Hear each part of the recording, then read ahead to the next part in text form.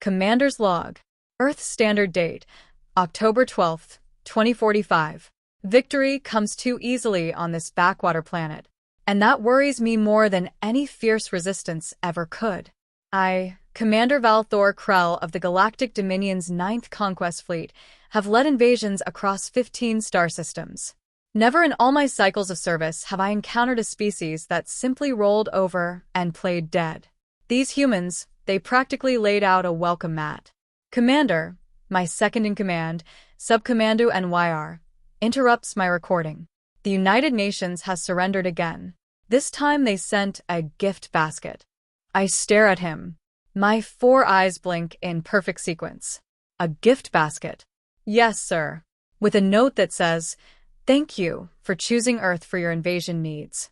Please enjoy these locally sourced organic apples and a complimentary coupon for a future stay." Something is very, very wrong here. Our intelligence suggested Earth possessed nuclear weapons, a functional space program, and military forces numbering in the tens of millions. Yet when our ships darkened their skies, their response was to evacuate their cities in a remarkably orderly fashion.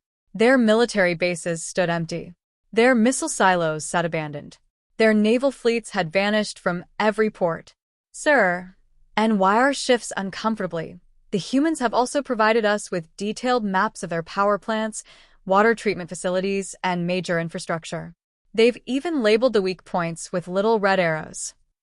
I slam my fist on my command console. Don't you see how absurd this is?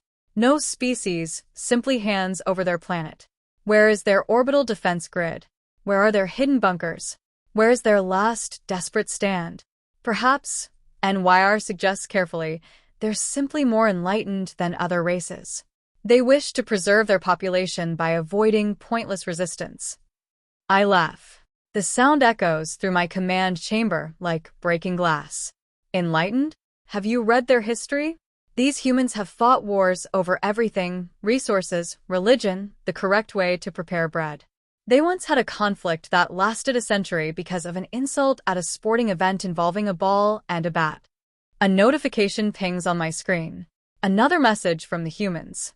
This time, they're offering to throw us a welcome to Earth parade with marching bands and balloon animals. Should I accept? NYR asks. I stare out the viewport at the blue-green planet below. Somewhere down there, beneath those swirling clouds and vast oceans, the truth waits. The real Earth. The real humans. This surrender is all too neat, too clean, too perfect. Except, I say finally. But triple our scanner coverage. Monitor every frequency, every bandwidth. I want deep ground-penetrating scans of every continent. Yes, Commander. And NYR, when you attend that parade, wear full battle armor and keep your weapon charged. Because I've learned one universal truth in my years of conquest. When something seems too good to be true, it usually is. And right now, this entire planet is setting off every alarm in my considerable experience. End log. Commander's Log. Supplemental. Earth date, October 13th, 2045. These humans continue to confound me. Today we took their largest city, New York. Our troops marched down something called Broadway, where humans threw confetti and waved signs saying, "Under new management," and "Welcome alien overlords, we have cookies." The mayor greeted us with a ceremonial key to the city. A giant golden key. Who still uses keys? When Subcommando NYR accepted it, the crowd broke into applause. Someone started a wave. You know what the strangest part is? Lieutenant Kale reports from the ground. They've labeled everything. I mean everything. There are signs pointing to power stations, water supplies, and communication hubs. They even added helpful notes about structural weaknesses and the most efficient access points. Any resistance at all? I ask. Well, Kale pauses. A small group approached our forces in Times Square. We thought, finally, here comes the fight.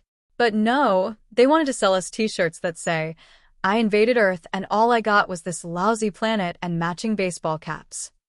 The other major cities fell with similar enthusiasm. London hosted a formal tea ceremony for our troops, complete with tiny sandwiches and scones.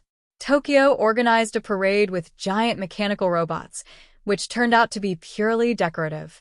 Moscow threw a winter festival in July, but it's the behavior of their leaders that truly sets my teeth on edge. The President of the United States sent us White House tour passes and a suggested itinerary that includes the gift shop. The Chinese premier invited us to a state dinner featuring authentic cuisine that definitely hasn't been laced with anything. The European Union submitted a formal request to join the Galactic Dominion, complete with a 3,000-page regulatory framework for interspecies trade policies and a section on workplace diversity compliance. Subcommando NYR interrupts my recording. We've received another transmission from their military leaders. Let me guess. Another surrender. No, sir. They're offering to host an international military showcase. They want to demonstrate their complete military incompetence through a series of choreographed failures ending with a synchronized swimming demonstration. I rise from my chair and pace the command deck. My reflection in the viewport shows all four of my eyes twitching erratically. Who's organizing this event? I ask. A General Amanda Stone, sir. She insists it will prove beyond doubt that Earth's forces are, and I quote, absolutely not hiding anything whatsoever and are totally harmless, and you should definitely send all your troops to watch. The obvious reverse psychology would be laughable if it wasn't so deeply concerning. I've conquered worlds where the inhabitants fought to the last child. I've faced resistance movements that persisted for decades. But this feels like watching a venomous serpent pretending to be a garden hose. Run a background check on this General Stone. I order. Already did, sir. According to their records, she's a career officer who specialized in theatrical military parades, synchronized marching bands, and competitive hot dog eating. I stare at the blue marble below us. Somewhere down there, beneath the circus of cooperation, the real Earth is waiting. A planet doesn't develop nuclear weapons and then forget how to use them. A species doesn't build space stations and then lose interest in defending their orbit. Accept their invitation, NYR. But have our ships maintain full combat readiness. And tell our troops to check those souvenir t-shirts for tracking devices. End log. Commander's log. Emergency entry. Earth date. October 14th, 2045. The humans played us like festival music. It happened during their promised military showcase. General Amanda Stone stood on a podium in the middle of what they called a parade ground. Behind her, rows of what appeared to be outdated tanks and rusty aircraft sat in perfect formation. I watched from my command ship, my four eyes fixed on the live feed. And now, Stone announced, giving the most obvious wink I have ever seen, we'll demonstrate our complete inability to defend ourselves with our pathetically outdated equipment. She pressed a button on her podium, a red button, because of course it was red. The ground shook. Not metaphorically. The actual ground split open across every continent simultaneously. Massive hangar doors, disguised as farmland for decades, swung wide. From these gaping maws rose weapons platforms we hadn't detected. Vehicles we'd never seen. Aircraft that definitely weren't the primitive jets they'd shown us. NYR, report. I shouted. Those t-shirt vendors, sir. NYR's voice crackled through the calm. Pure panic bleeding through. They're elite combat units. Powered armor under those cheap souvenir shirts. I watched in horror as the humans who'd been playing tourists threw off their casual clothes, revealing sleek combat exoskeletons underneath. The welcome alien overlords signs flipped around, transforming into energy shields that locked together, forming defensive walls. That ceremonial key to New York, the giant golden key, it was now glowing, projecting a targeting matrix that was actively painting our ships. Sir, we're detecting massive energy signatures from their moon. Lieutenant Kale shouted from the sensor station. Of course.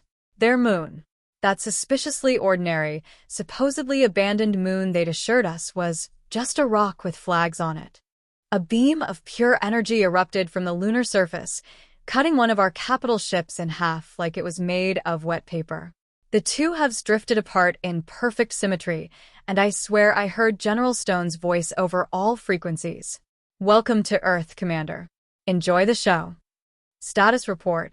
I demanded, even as our command ship rocked with impacts. Sir, those infrastructure weak points they labeled, they're all traps. Every single one. Kale's voice was shaking. Our ground forces are walking into kill boxes. Those helpful signs with arrows? They've herded our troops into crossfires. Through the viewport, I watched as ships rose from the oceans. Not the naval forces they'd shown us. Those had been empty decoys. These were submersible space cruisers, rising from the waves like metal leviathans. They'd hidden their navy by making it submersible. The sheer audacity. The confetti from their parades. NYR shouted. It's nanite swarms, sir. They're disabling our weapon systems. And those parade balloons? Stealth monitoring platforms. They've been mapping our fleet formations for days. General Stone appeared on our command screen, still standing at her podium, still smiling that insufferable smile. Behind her, the outdated tanks were revealing themselves as mobile artillery platforms with weapons that made our plasma cannons look like flashlights. I trust you enjoyed our hospitality, Commander, she said. We thought about going with the usual fight to the last bunker routine. But honestly, this was much more fun. Another blast rocked our ship. Those decorative robots in Tokyo were not so decorative anymore.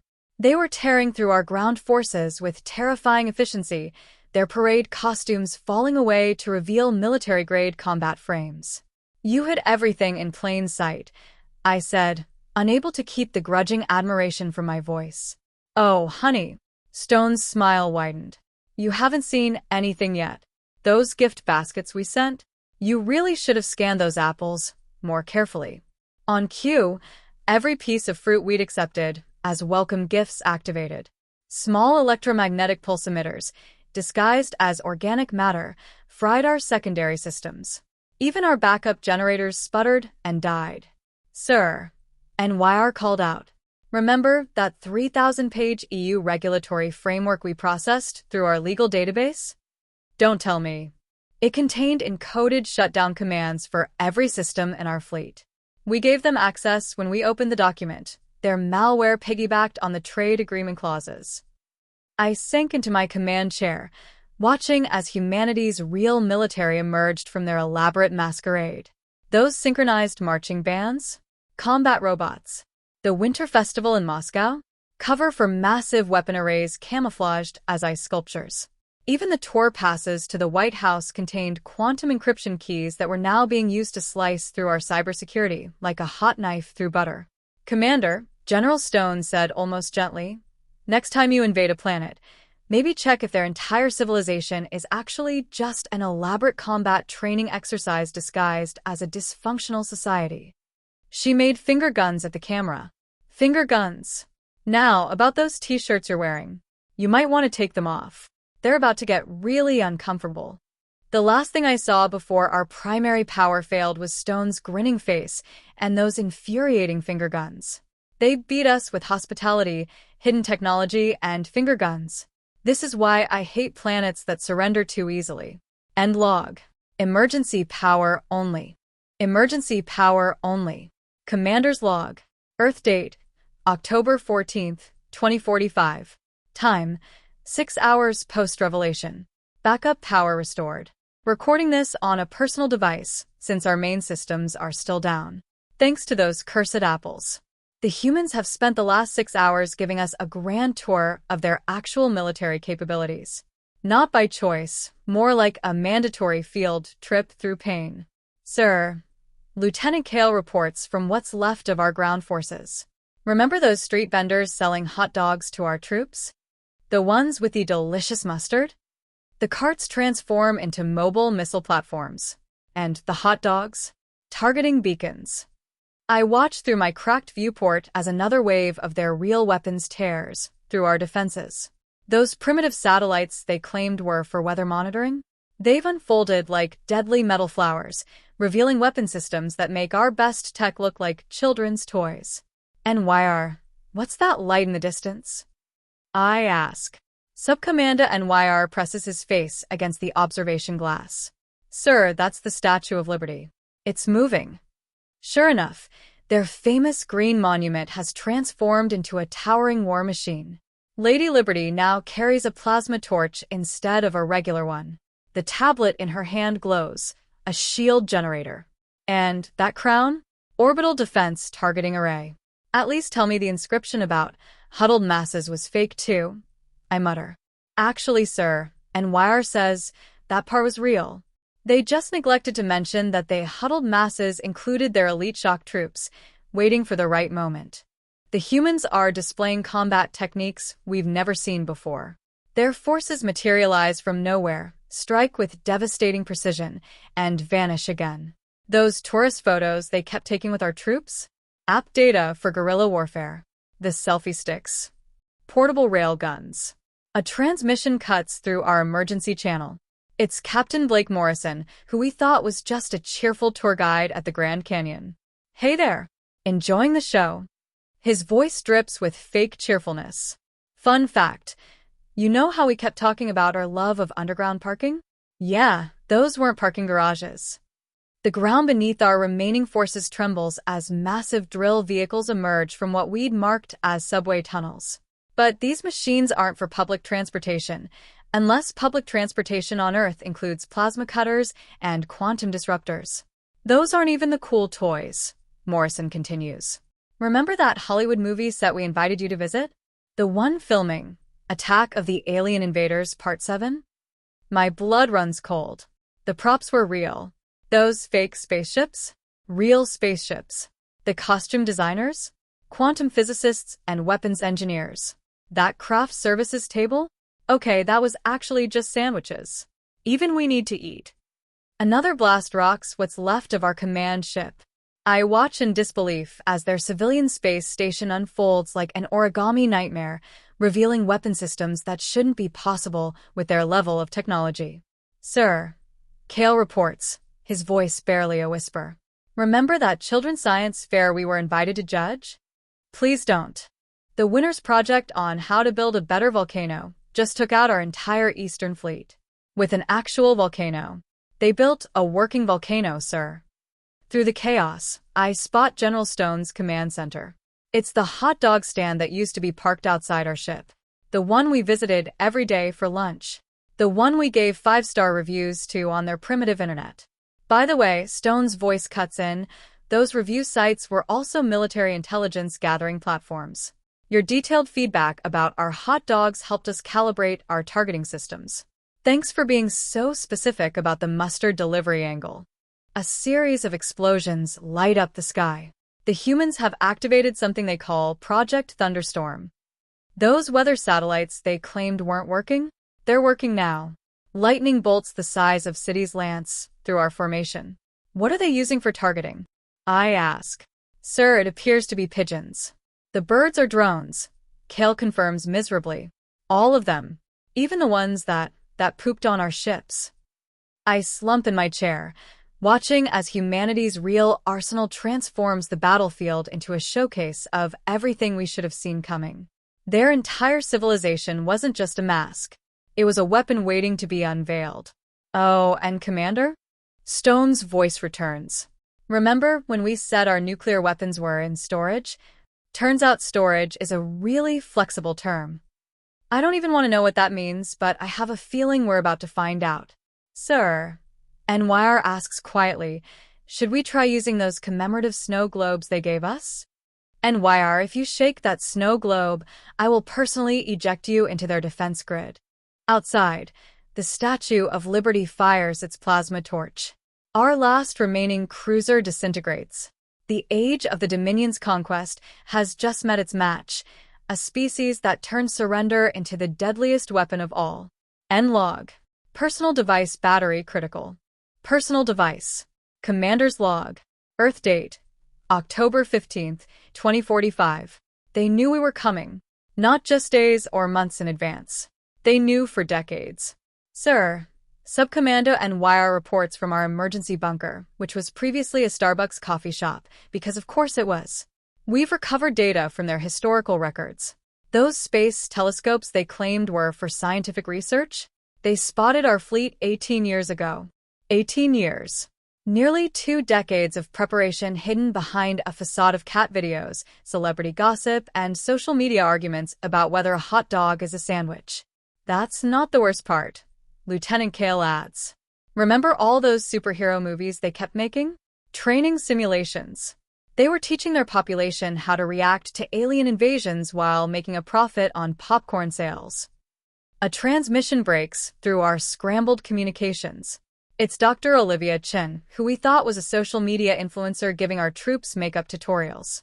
Her videos about contouring were actually coded instructions for resistance cells. Those beauty filters. Facial recognition countermeasures. I see you've started figuring it out, Chin says, her perfect makeup somehow intact during a planetary war. Did you really think a species that invented both nuclear weapons and reality television would be easy to conquer? The truth unfolds like one of their origami weapons. Every aspect of human civilization we studied, every weakness we thought we found, it was all part of their defense strategy. Those conspiracy theorists we dismissed. And YR continues, his voice hollow. The ones who claimed lizard people run their governments? They were running counterintelligence. Those crazy theories about alien infiltration were designed to make any real intel about us sound ridiculous. And their flat Earth society? Chun adds cheerfully. Advanced gravitational distortion research disguised as scientific ignorance. Really, Commander, did you think any species could actually believe their planet was flat while maintaining a space program? Their entire internet, that massive network of cat pictures and social media arguments, was a smokescreen. Each viral trend carefully crafted to hide military movements.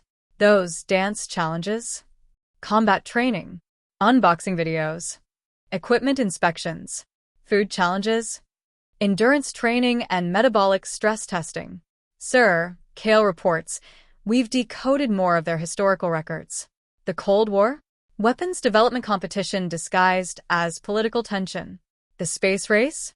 Military spacecraft program. Reality TV? Training their population to handle high-stress situations while being recorded. A new transmission cuts in. General Stone again, looking infuriatingly calm and sipping from a cup labeled Alien Tears in elegant cursive. You know what the best part was? She says. Area 51. An actual secret base that we convinced everyone was too obvious to be a real secret base. You didn't even bother scanning it because you assumed it was a tourist trap. The truth about Earth, I say bitterly, is that there is no truth about Earth.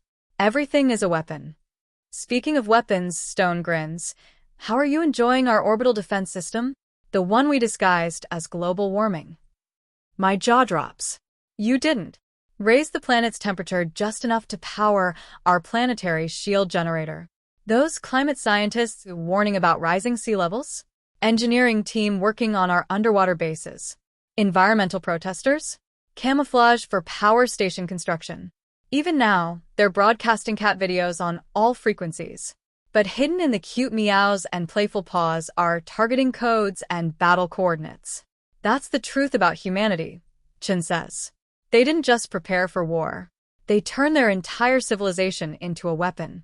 Every argument, every celebration, every mundane aspect of daily life serves a military purpose. Oh, and those history books we gave your cultural research team? Stone adds. Every major human conflict we described, slightly modified versions of our planned defense strategies. You've been reading our playbook all along, thinking it was our past. I look at the remains of our invasion fleet, now being systematically dismantled by weapons hidden in everything from food carts to national monuments. Your whole civilization is a massive military deception, I whisper. The best part? Stone's voice returns. We didn't even have to hide most of it. We just had to make it look ridiculous enough that no one would take it seriously. By the way, those Renaissance fairs we invited your troops to? The trebuchets weren't replicas. As if to prove her point, a medieval siege weapon launches what appears to be a giant stuffed teddy bear at one of our remaining ships. It's not a teddy bear, sir. NYR asks quietly, what do we do now? I watch as another piece of civilian infrastructure transforms into a weapon platform. Another wave of tourists reveals themselves as soldiers. Another cultural festival deploys combat drones. Now, I say, we learn the hardest truth about Earth. I pause, watching humanity's full might finally reveal itself. We should have visited Mars first. Personal device. Commander's log. Earth date. October 16th, 2045. They're letting us surrender. Actually letting us. After everything we've done, every world we've conquered, every species we've crushed, they're giving us a chance to give up. The sheer audacity of human mercy might be the most terrifying weapon they possess. We're launching our final offensive, I announce to what remains of my command staff. All 4 of them, huddled in a bunker under what used to be a Chuck E. Cheese. A Chuck E. Cheese that just turned out to be a command center for their Eastern Seaboard Defense Network. Sir, NYR says gently, maybe we shouldn't announce our plans out loud. The animatronic band members are recording us. I look at the robotic mouse staring at me with unblinking eyes. It winks. It doesn't matter anymore. They're so far ahead of us, they're probably reading tomorrow's log entries. General Stone appears on our last working screen, casually eating a slice of pizza from the restaurant above us. You know what the funny part is, Commander Krell? We actually did try to warn you. Warn us. All those science fiction movies we broadcast into space. They were training documentaries. Independence Day, recruitment video. Star Wars, tactical doctrine disguised as entertainment. Mars Attacks, psychological warfare manual. The part about the music was real, by the way. Our final offensive lasts exactly 4 minutes. We throw everything we have left at their major cities. Turns out their major cities aren't even where we thought they were. Those gleaming metropolitan areas? Stage sets. Elaborate holographic projections. The real cities are underground, underwater, and in one particularly annoying case, floating in the sky beneath optical camouflage. Remember all those urban development projects we were so proud of? Captain Morrison's voice cuts in. City-sized military bases. Those subway delays everyone complained about? Just us installing planetary defense systems. And all those abandoned malls? Yeah, those are actually spacecraft hangars. Our last remaining ships attempted desperate maneuver, something we've never tried before. The humans counter it with a defense they prepared centuries ago, back when they were supposedly burning witches at the stake. Those witch trials, Chen adds helpfully. Early warning system for detecting alien technology. Salem wasn't hunting witches. They were testing sensors. The witches were just people who accidentally triggered the equipment. I watch as humanity's full military might finally reveals itself. Those clouds that have been following us around? Not weather. Those mountains in the distance? Not geological formations. That annoying ice cream truck music we keep hearing? Definitely not advertising frozen treats. Sir, Lieutenant Kale reports, I've completed the analysis you requested. Every single thing on this planet serves at least 3 purposes, and 2 of them are always military. Examples? Their social media arguments, combat simulation and population stress testing, public transportation, troop movement rehearsals. Those cute animal sanctuaries? He pauses. Training grounds for biological weapons that just happened to also be adorable. General Stone reappears, now wearing a t-shirt that reads, I repelled an alien invasion, and all I got was this tactical combat shirt. Here's the real lesson, Commander. You thought we were divided. Our conflicts, our politics, our endless arguments, the perfect camouflage for a united species that turned their entire planet into a defense system. The hot dog debate was a military exercise? NYR asks, bewildered. The hot dog debate was a philosophical framework for understanding multifunctional combat units, Chun corrects. Also, it's totally a sandwich. It's not a sandwich, Morrison cuts in. But that argument did help us develop our orbital defense grid.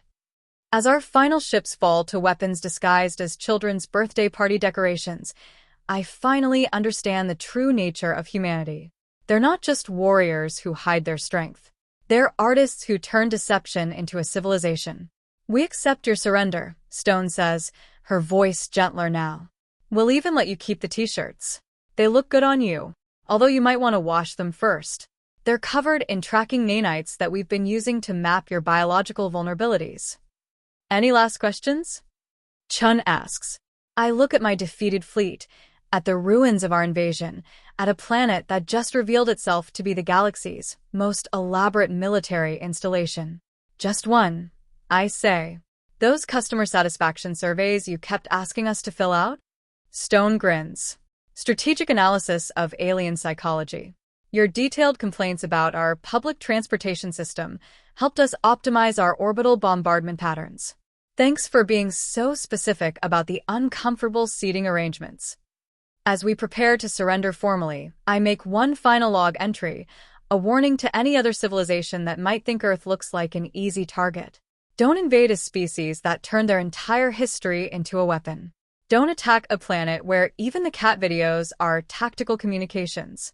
And most importantly, never, ever trust a human offering you a gift basket. Final log entry. Commander Val Thor Krell. Status: surrendered. Current location: a Chuck E. Cheese that just transformed into a maximum security military prison.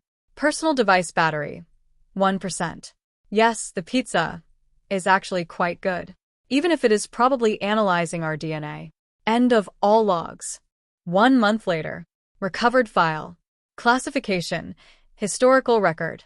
The war ended exactly as the humans predicted, not with a bang, but with paperwork. A mountain of it. Surrender documents, prisoner transfers, asset forfeiture forms, and an unexpected alien integration welcome packet that included coupons for free coffee and a guide to understanding human holidays. Commander Val Thor Krell sat in a surprisingly comfortable chair inside what used to be a Chuck E. Cheese. The animatronic band had been reprogrammed to play classical music during mealtimes. The ball pit had been converted into a relaxation therapy pool. And the pizza, he had to admit, was consistently excellent. The Dominion has formally dissolved, Subcommando NYR reported, reading from a tablet. The Senate on our home world voted unanimously to accept human terms. They're calling it the Treaty of Mutual Understanding through Shared Culinary Experiences. Krell rubbed his 4 eyes. The treaty is named after food? The humans insisted. Something about building bridges over lunch. Apparently, it's their preferred method of diplomacy. General Amanda Stone entered the room, carrying a fruit basket. Krell flinched. She noticed and laughed. Relax, Commander. These are actually just apples this time.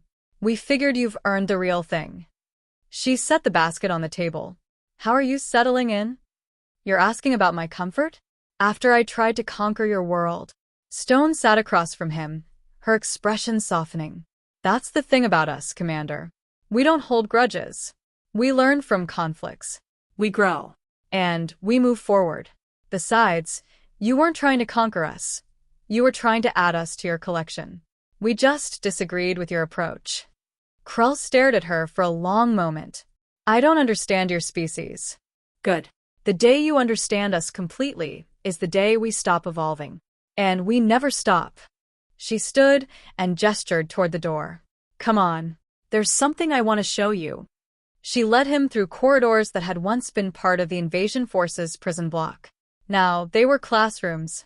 Human children sat alongside former Dominion soldiers, learning languages, sharing meals, asking questions. A young girl with pigtails was teaching a 7-foot reptilian warrior how to make friendship bracelets. The children, Krell said, his voice catching. They're not afraid. Fear is learned, Stone replied. We're teaching them something else. Understanding.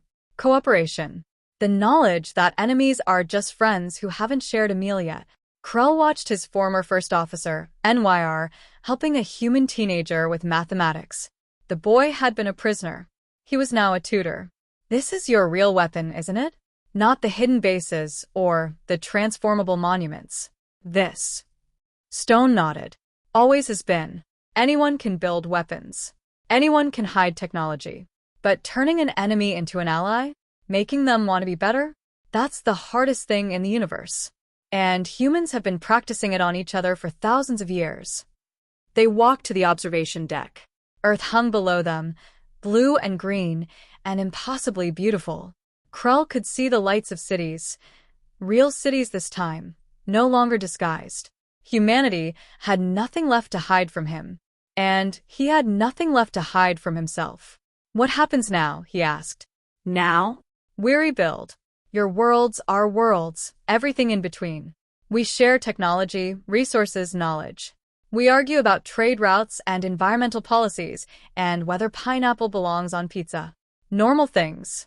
Peaceful things. And the Dominion's former conquests? The species we enslaved. Stone smiled. Already being liberated. By your people, not ours. Did you know your own soldiers turned against your leaders the moment they saw what peace could look like? They chose to help. We didn't force them. Krell placed his hand against the viewport. His reflection showed a being who had come to conquer and was leaving transformed. I was wrong about everything. About humanity. About strength. About... Stop. Stone's voice was firm but kind. Regret is useful only if it makes you better. Guilt is just self-punishment, and we don't believe in that. We believe in second chances. And third chances. And as many as it takes. She extended her hand. Welcome to Earth, Commander. Not as an invader. As a neighbor. Krell looked at her hand. The human gesture of greeting. The gesture he had mocked when he first arrived. He took it. My name is Valthor, he said. It means one who seeks in my language. And what are you seeking now? He looked at Earth. At the children laughing with his soldiers. At the former enemies becoming friends. At a species that had turned the act of surrender into the greatest victory of all. Answers, he said.